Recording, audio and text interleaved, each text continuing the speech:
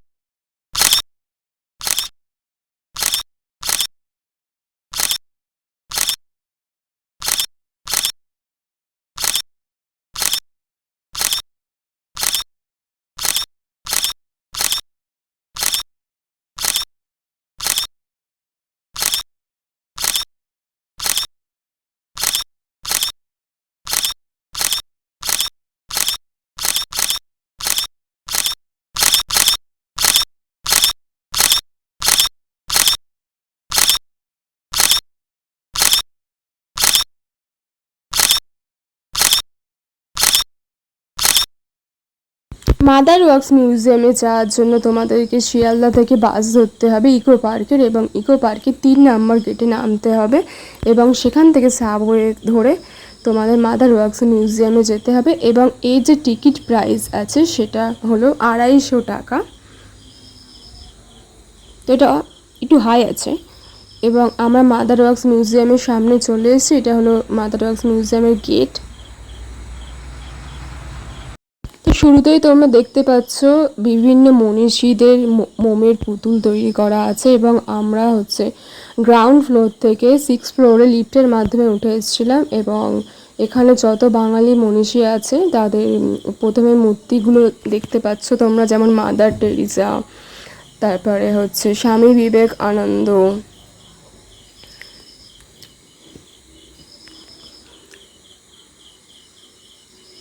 রবীন্দ্রনাথ ঠাকুর, কাজী নজরুল ইসলাম, এটাকে আমি ঠিক চিনি না, প্রণব মুখার্জি। এবং এই যে জামাগুলো তোমরা দেখতে পাচ্ছ সেগুলো কিন্তু রিয়েল, শুধু মূর্তিগুলো মোমের। এবং এপিজে আব্দুল কালাম, এবং যে মূর্তির পাশে তার ডিটেলস পুরোপুরি দেওয়া আছে। তারপরেই আছে সায়েন্টিস্টদের স্ট্যাচু, এবং এরা কী সব তৈরি করছে সেটা আর কি দেখানোর চেষ্টা করছিল। চলো দেখা যাক দাদু কি বলছে। যদি আর কারে ভালোবাসো, যদি আর ফিরে নাহি আসো। এই কষ্ট সহ্য করতে না পেরে আমি চলে গেলাম হ্যান্ডসাম বিরাট কোহলির কাছে।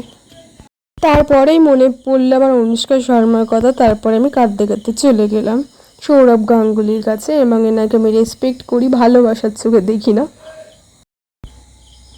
তারপরে চলে আসলাম সচিন তেন্ডুলকরের স্ট্যাচু এখানে। এবং তোমরা একটা জিনিস কি খেয়াল করে দেখেছো, যার স্ট্যাচু বা যার যেখানে আর কি আছে, তো সেখানে সেই থিম দিয়ে তৈরি করা, মানে পুরোপুরি সেট আপটা ওই দিয়ে তৈরি করা। তারপরে আমরা চলে যাচ্ছি কোথায়, তারপরে আমরা চলে যাচ্ছি ফুটবল ডিপার্টমেন্টে।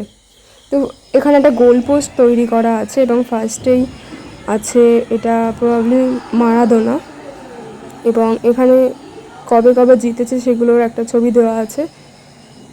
এবং মারাদোনার সাথে আমি একটু ফুটবল প্র্যাকটিস করার নাটক করছিলাম, বাট আমি তো কিছুই জানি না ফুটবল সম্পর্কে। তো যাই হোক, তারপরে চলে আসলাম মেসির কাছে, কিন্তু মেসির মূর্তিটা না আমার ঠিক ভালো লাগেনি, তাই এরকম একটা পোজ দেওয়ার চেষ্টা করলাম, কিন্তু ঠিক হলো না।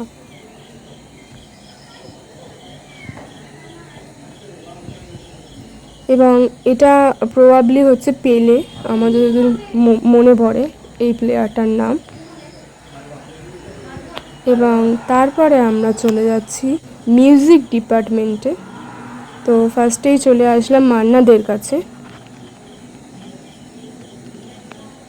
তো এখানে উনি কিছু একটা বাজাচ্ছে, হারমোনিয়াম। এবং এটাকে আমি না ঠিক চিনতে পারলাম না। এবার এখানে তো লতা মঙ্গেশকর এবং কুমার শানু, তো এই মূর্তিটা বেশ ভালো লাগছিল দেখতে, এবং এবং সব মূর্তির সামনে দাঁড়িয়ে সময় নিয়ে অনেকগুলো ফটো তুললাম এবং সেগুলো আমি ফেসবুকে আপলোডও করেছি।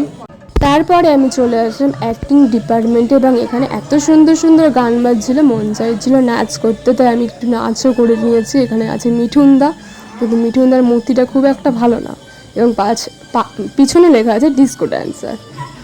এবং তারপরে চলে আসি অমিতাভ বচ্চনের কাছে, এবং অমিতাভ বচ্চন থেকে আমার থেকে কত লম্বা, এবং ওই চেয়ারটাতে আমি বসেছিলাম। এবং এখানে বিভিন্ন মুভির আর কি টিভিতে দেখানো হচ্ছিলো। এটা হচ্ছে শাহরুখ খানটা একদমই বাজে, মানে ওর মূর্তিটা। এবং সালমান খানের মুখটাও খুব একটা চেনা যাচ্ছিল না, যেটা সালমান খান, জাস্ট মনে হচ্ছিল নর্মাল একটা লোক।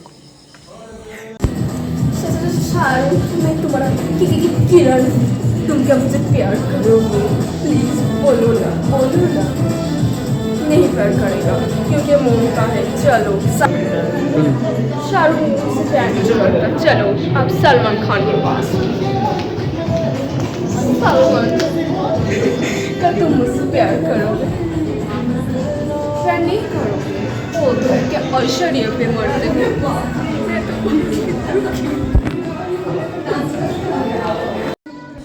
তারপর আমি চলে আসলাম ডিরেক্টরস ডিপার্টমেন্টে, কিন্তু শুধু এখানে একটাই স্ট্যাচু আছে, সেটা হচ্ছে অস্কার বিজয়ী সত্যজিৎ রায়ের স্ট্যাচু। এবং তোমরা একটা জিনিস খেয়াল করলে দেখতে পাবে যে প্রত্যেকটা ঘরেই হচ্ছে বসার জায়গা আছে, যেখানে হচ্ছে মানুষজন বসতে পারবে এবং রেস্ট নিতে পারবে। তারপর সিঁড়ি দিয়ে হচ্ছে কিনা আমরা 5th ফ্লোরে যাচ্ছি, এবং 5th ফ্লোরে অনেক শুনলাম যে স্ট্যাচু আছে। তো চলো দেখা যাক যে কী স্ট্যাচু আছে। এবং এখানে লেখা আছে ইউ আর দ্য স্টার, মানে এখানেও বোঝা যাচ্ছে ফিল্ম ইন্ডাস্ট্রির কোনো লোকজনদেরই আর কি স্ট্যাচু আছে। তো ফার্স্টে আমার চোখ যেখানে পড়লো সেটা হচ্ছে মাইকেল জ্যাকসনের কাছে।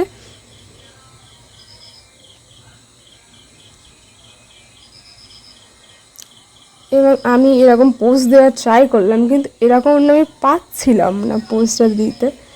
যাই হোক, তো আমি ট্রাই তো করেছি। এবং সেখান থেকে আমি নাচতে নাচতে নাচতে নাচতে চলে গেলাম অ্যাঞ্জেলিনা জুলির কাছে।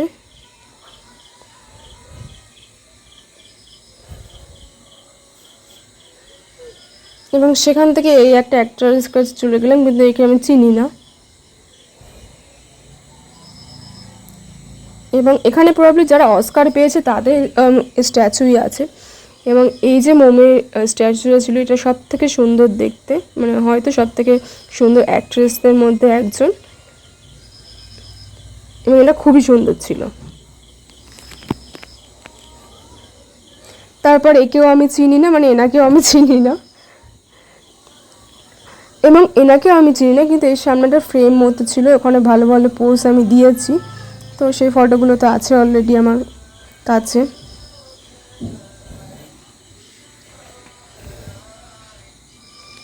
তারপর এখানে কে একজন বসে আছে, এবং হচ্ছে কিনা সেখানে ওটা টেবিল চেয়ার নিয়ে বসেছে, সেখানে তুমি বসে বসে পোজ দিতে পারবে। তারপর এই হলিউড অ্যাক্টরটাকে আমি চিনি না, কিন্তু এটাকে বেশ হ্যান্ডসাম ছিল, কিন্তু মনে হয় কোনো ভিলেনই হবে, কারণ তার হাতে বন্দুক ছিল।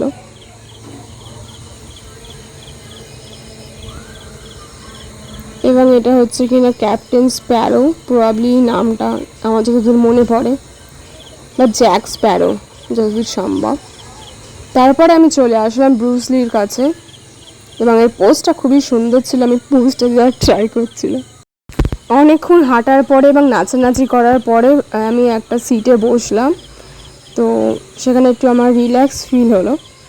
তারপর আমি চলে আসলাম ভূতেদের ঘরে, এবং এখানে হচ্ছে কিনা কি বলবো, অনেকে ভয়তে পালাচ্ছিল ভূতগুলোকে দেখে, কিন্তু আমার তো কিছুতেই ভয় লাগে না। তো সব জায়গাতে ভূত বসে আছে, এবং এই ভূতটা আবার নিজের মেয়েকে নিয়ে বসে আছে, একাও সহ্য হচ্ছে না। এবং এদের চোখগুলো দেখো জাস্ট। এবং এখানে একটা পুতুল বসে আছে যার কোনো মুন্ডু নেই, শুধু চুল দিয়ে ঢাকা, বানাতে হয় তাই বানিয়েছে।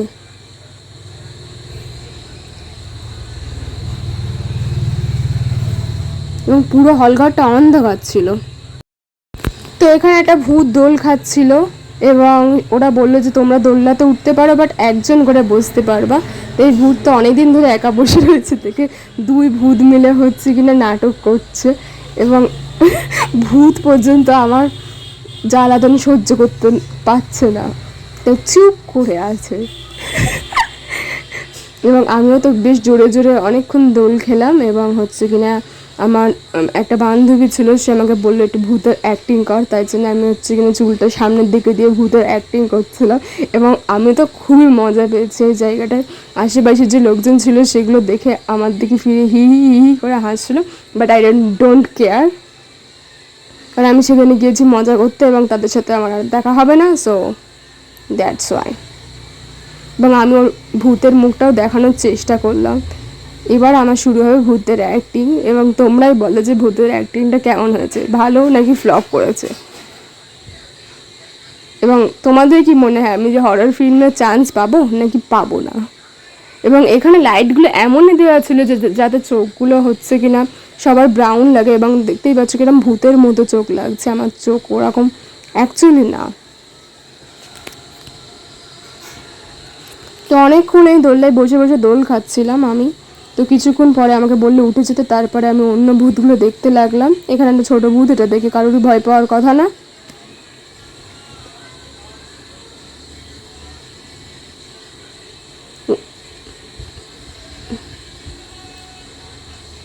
তারপর এখান থেকে একটা ভূত ওপরের থেকে মনে হয় পায়ে দড়ি দিয়ে বাঁধা আছে, এরকম একটা ভূত।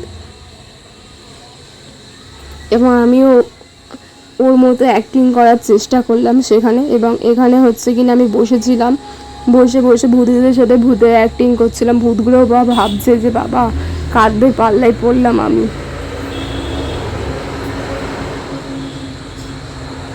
এবং এখানে কিছু পিরামিডের ভূত ছিল। তারপর আমি চলে আসলাম কার্টুন ডিপার্টমেন্টে।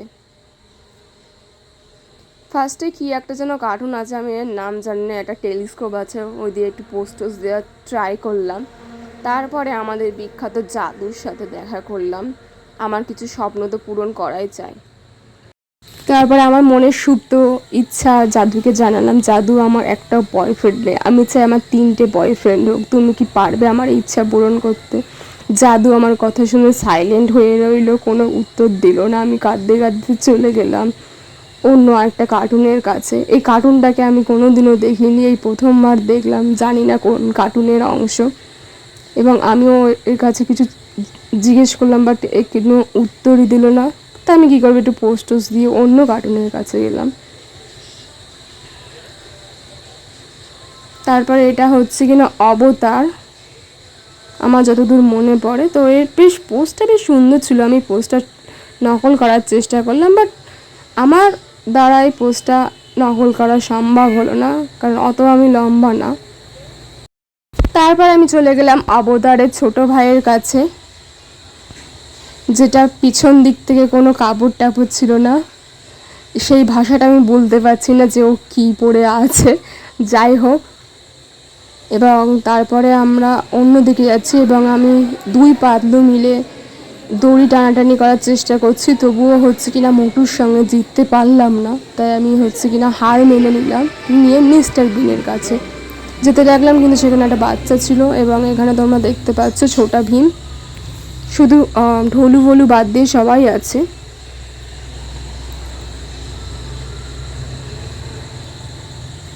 এবং এখানে বাটুল আছে, এবং বাটুলের চেলা দুটো, ওর নাম মনে পড়ছে না ঠিক। এবং এইদিকে ডোরেমন বসে আছে, এবং এখানে ডোরেমন এপিসোড হচ্ছে। এবং এখানে আছে স্পাইডারম্যান, এখানে আছে আয়রন ম্যান।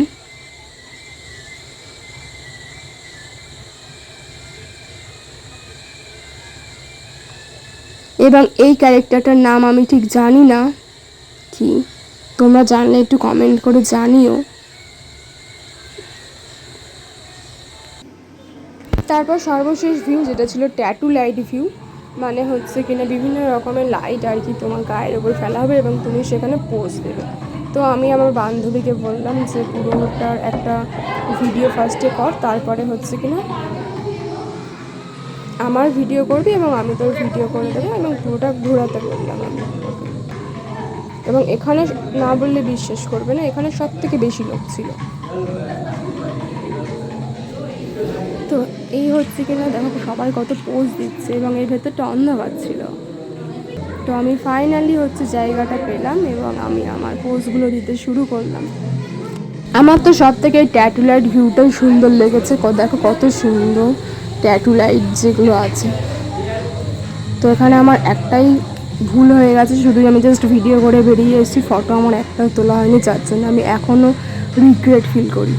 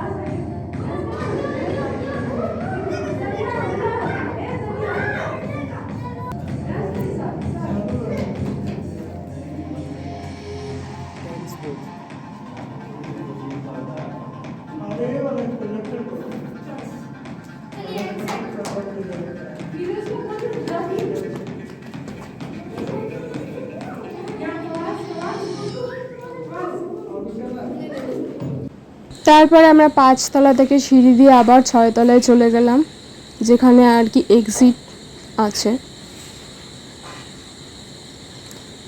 তো এসি থেকে বেরিয়ে খুবই গরম লাগছিল, ভীষণই গরম লাগছিল।